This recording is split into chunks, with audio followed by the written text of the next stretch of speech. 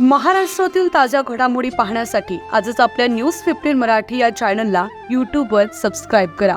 तसेच इंस्टाग्राम आणि ट्विटरवर फॉलो करायला विसरू नका. न्यूज 15 मराठी, आवाज जनसामान्यांचा. तर सध्या आपण अर्जुनी मोरगाव मतदारसंघात आहोत. अर्जुनी मोरगाव मतदारसंघात असताना आम्ही सध्या आता जे विधानसभेची निवडणूक आहे ती विधानसभेची निवडणूक आपण सध्या कव्हर करत आहोत. इथं बरेच उमेदवार आता यांनी उमेदवारी अर्ज दाखल केला असून त्यांचा आता प्रकार सध्या तरी जोरात चालू आहे. त्या संदर्भात आपण असेच एक उमेदवार आपण यांच्याशी बातचीत करणार आहोत. साहेब, काय नाव आहे तुमचं? मी प्राध्यापक राजेंद्र टेंभुर्णे, 63 अर्जुनी मोरगाव विधानसभेतून रिपब्लिकन चळवळीच्या नावावर या रिंगणामध्ये उभा आहे. तर अर्जुनी मोरगाव मतदारसंघात तुम्ही निवडणुकीला सध्या आता उभी आहात. तर त्या निवडणुकीकडे तुम्ही कसे पाहता? काय मुद्दे असतील तुमचे त्या निवडणुकीसंदर्भात? या निवडणुकीमध्ये एकच मुद्दा आहे. पोटापाण्याचा प्रश्नाचा नाही, दुसऱ्या कोणत्याही पैसे कमवण्याचा प्रश्नाचा नाही. डॉक्टर बाबासाहेब आंबेडकरांची चळवळ ही जिवंत करण्याचा मुद्दा आहे. ज्या रिझर्व्ह कॉन्स्टिट्युएन्सी आहेत, जे राखीव मतदारसंघ आहेत, त्या मतदारसंघात डॉक्टर बाबासाहेब आंबेडकरांच्या समाजाचा लेकरू हा निवडणुकीत निवडून यावयास पाहिजे. पण तसे न होता भाजपाकडनं उमेदवार उभे होतात, काँग्रेसकडनं उमेदवार उभे होतात आणि आमच्या राखीव मतदारसंघातून सगळं मतदान हे त्यांना जाते, भाजपाला जाते, काँग्रेसला जाते आणि आंबेडकरी चळवळीचा माणूस निवडून येत नाही. एकाच माणसाने इथं आमदारकी घेतली, इथं मिनिस्टर पद घेतलं, समाज कल्याण मंत्री पद घेतलं आणि दुसऱ्या पक्षाचा एक माणूस खासदार झाला. हे एवढं सगळं असताना एकाच घरामध्ये आपण अर्जुनी मोरगावचे लोक एकाच घरामध्ये आमदार पाठवणार काय, एकाच घरामध्ये मिनिस्टर पद पाठवणार काय? 5 टर्मसाठी हा रिझर्व आहे अर्जुनी मोरगाव क्षेत्र. 5ही टर्म तुम्ही एकाच्याच घरामध्ये उमेदवार पाठवणार काय? हा माझा खरा प्रश्न आहे. आणि दुसरी जी आंबेडकरी जनता आहे, त्यांना लेकरं नाहीत काय? त्यांना पोरं नाहीत काय? त्यांच्या लेकी नाहीत काय? मुली नाहीत काय? त्यांच्यातून कधी निवडून येईल? बाबासाहेबांनी हे राखीव क्षेत्र कशासाठी ठेवलं? आंबेडकरी समाजातील माणूस येण्यासाठी, त्यांचे प्रश्न विधानसभेत मांडण्यासाठी. आतापर्यंत अर्जुनी मोरगावचा एकही प्रश्न या विधानसभेत मांडण्यात आला नाही, मिनिस्टर झाले तरी. तर आता तुमच्या लक्षात आले असेल की आतापर्यंत आमदार मनोहर चंद्रिकापुरे होते. काय वाटते त्यांच्या 5 वर्षाच्या कार्यकाळात आपल्या अर्जुनी मोरगाव मतदारसंघात जसा विकास व्हायला पाहिजे तसा विकास झाला असेल का? मुंबईच्या विधानसभेतून मी काही रेकॉर्ड काढला आहे. मुंबईला जाऊन काढला होता. मी बघितलं त्याच्यात की ना या राजकुमार बडोले साहेबांनी ना चंद्रिकापुरे साहेबांनी यांनी तर निवड झोपा घेतल्या तो विधानसभेत. या क्षेत्रातील एकही प्रश्न जरी मांडला असेल तुम्ही दाखवा ना. धानाचा प्रश्न, शेतमालाला भाव मिळण्याचा प्रश्न, हमी भाव मिळण्याचा प्रश्न. चंद्रिकापुरे काय, तो बडोले काय, यांनी निव्वळ पैसा आपल्या तिजोरीत भरण्याचं काम केलं आहे. तर काय वाटते, जो आतापर्यंत हे राजकारण करून गेलेले जे काही आहेत त्यांनी फक्त पैसा कमवण्यासाठी ते राजकारणात आले असतील काय? काय तुमची त्याच्यावर काय भूमिका आहे? पैसा कमवण्यासाठीच हे सगळे लोक राजकारणात आले आहेत. मोठ्या मोठ्या पक्षाच्या तिकिटा घेऊन लोकांना भूलथापा देऊन गुमराह करून त्यांचं शोषण करण्याचं काम खऱ्या अर्थाने या लोकांनी केलं आहे.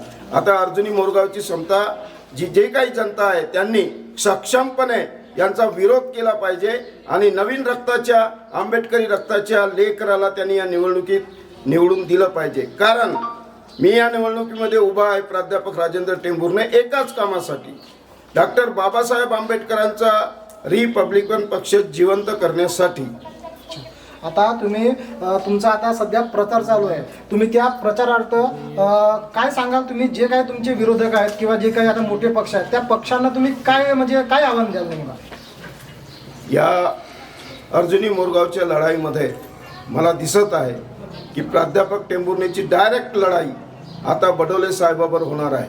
चंद्रिकापुरे माझ्या फाईटमध्ये नाही, तसे तर बडोलेही फाईटमध्ये नाही. कारण लोकांनी त्यांना ओळखून आहेत. मी नवीन आहे पण आंबेडकरी समाजाचा आहे. मला एक म्हणायचं आहे, मी मॅट्रिकपर्यंत शिकलो, मी 12वी ग्रॅज्युएट झालो, पोस्ट ग्रॅज्युएट झालो, उच्च शिक्षण घेतला, प्राध्यापक झालो, एका मोठ्या कॉलेजचा प्राचार्य प्रिन्सिपल झालो. कुणामुळे? कुणामुळे मी इथपर्यंत पोहोचू शकलो? डॉक्टर बाबासाहेब आंबेडकरांमुळे. मग डॉक्टर बाबासाहेब आंबेडकरांनी घटनेमध्ये दिलेल्या सगळ्या सोयी आणि सुविधा वापरून मी जेव्हा एवढ्या मोठ्या पदापर्यंत जाऊ शकतो बाबासाहेबांमुळे, मग बाबासाहेबाचा रिपब्लिकन पक्ष मला का चालत नाही? जनतेला का चालत नाही? ज्या डॉक्टर बाबासाहेबांनी हे सगळे राखीव मतदान संघ निर्माण करून ठेवलेत राज्यघटनेत, त्या सगळ्या सोयी आणि सुविधा जर तुम्हाला चालतात, मग डॉक्टर बाबासाहेब आंबेडकरांचा रिपब्लिकन पक्ष का चालत नाही? म्हणून मी रिपब्लिकन आघाडी बनवली. सगळ्या गटांचे कार्यकर्ते जमा केले आणि रिपब्लिकन आघाडी बनवली. सगळ्या रिझर्व्ह कॉन्स्टिट्युएन्सीमध्ये, महाराष्ट्रामध्ये सगळ्या रिझर्व्ह कॉन्स्टिट्युएन्सीमध्ये आम्ही उमेदवार उभे केले आहेत. त्यापैकी कमीत कमी म्हणजे 90च्या जवळजवळ आहेत राखीव.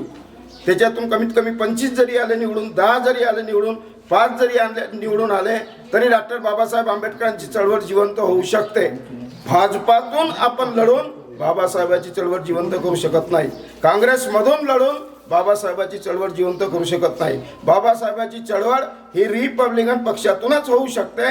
तरी त्याचे तुकडे तुकडे झाले असतील तरी ही निवडणूक आपल्यासाठी सुवर्ण संधी आहे. आता तुम्ही अर्जुनी मोरगाव मतदारसंघात निवडणूक लढवत असताना आता बरीच महागाई वाढलेली आहे आणि ती महागाई वाढल्यामुळे जे सामान्य नागरिक आहेत किंवा एखादी गृहिणी जरी असली तर तिचा जो आर्थिक बजेट आहे तो कुठेतरी अस्ताव्यस्त झाला आहे. काय सांगा त्या संदर्भात? प्रश्न अर्जुनी मोरगावचेच नाही, संपूर्ण महाराष्ट्राचे आहे. प्रत्येक गरीब माणसाचे ते कंबरडे मोडून टाकले या शासनाने, या सरकारने. शेतमालाला भाव नाही आहे, हमी भाव नाही आहे. 50 रुपयाचा, 100 रुपयाचा, 500 रुपयाचा तुमचा गॅस सिलेंडर 1200 रुपये, आज किंमत त्याची 1200 रुपये आहे. आणि शेतमालाला आपण भाव मागतो, शेतमालाला भाव मिळत नाही. कमरेपर्यंत चिखला तर राबून आपल्या लेकरांनाही सोबत घेऊन आमच्या आया बहिणी शेतात जातात आणि सोन्यासारखं तांदूळ निर्माण करतात. त्या सोन्यासारख्या तांदळाला आज भाव नाही. हे सगळे प्रश्न सगळेच विधानसभेमध्ये ताकदीनं मांडावे लागतील. मग ते कोणत्याही पक्षाचं सरकार बसो, त्यांना हा धडा शिकवावाच लागेल. आणि हे प्रश्न सोडवण्यासाठी आमची तयारी सुरू आहे.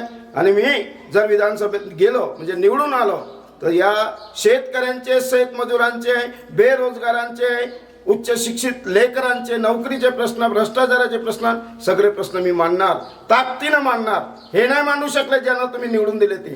पण मी तुम्हाला हमी देतो की प्राध्यापक टेंभुर्णे जी आतापर्यंत मराठवाडा विद्यापीठापासून शेतकऱ्यांच्या प्रश्नापर्यंत, गरिबांच्या प्रश्नापर्यंत रस्त्यावर लढाई जो लढत होता, ती लढाई आता विधानसभेत तुम्हाला बघायला मिळेल. अच्छा, तर आता बघू शकता आता निवडणूक जवळ आलेली आहेत आणि काही दिवसात निवडणूक आहे. तर या संदर्भात आता काय वाटते मला तरी, काहीतरी लाडकी बहीण योजना चालू झालेली आहे, ठीक आहे, भारतीय जनता पार्टीकडून. काय वाटते, तो काही चॉकलेट दिल्यासारखं असेल का? काय वाटतं? तो चॉकलेटच आहे. तू बरोबर बोलला. कारण किती महिने दिले? आणि त्यांनी 2च महिने दिले. योजना कोणती शासनाने सुरू करावी ती शेवटपर्यंत सुरू करावी. एखादी पेन्शन योजना म्हाताऱ्या लोकांसाठी 65 नंतरच्या वर्षासाठी तुम्ही सुरू करता, ती काय 2 वर्षासाठी सुरू करता? काय मरेपर्यंत चाललं पाहिजे की नाही?